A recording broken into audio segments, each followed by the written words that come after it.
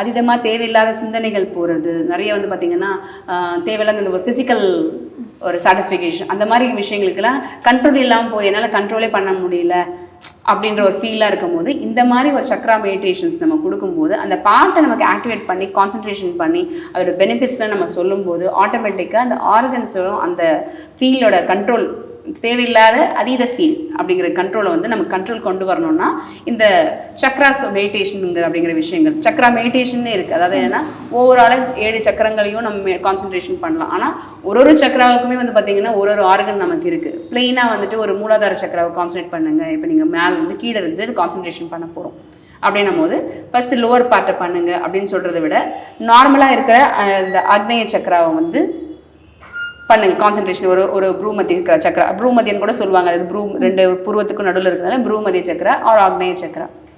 So அந்த சக்கராவை வந்து concentration பண்ணுங்கன்னு சொன்னால், ஸோ மொத்த கான்சன்ட்ரேஷனும் உங்கள் பிரெயினோட மொத்த ஆக்டிவிட்டீஸையும் வந்து பார்த்தீங்கன்னா 2 பொட்டுக்கு நடுவில் வந்து கொண்டு வந்து கான்சன்ட்ரேட் பண்ணுங்கள். இது உங்கள் பிரெயின் ஆக்டிவிட்டீஸ் இம்ப்ரூவ் பண்ணணும், உங்கள் கான்சன்ட்ரேஷன் இம்ப்ரூவ் பண்ணணும்.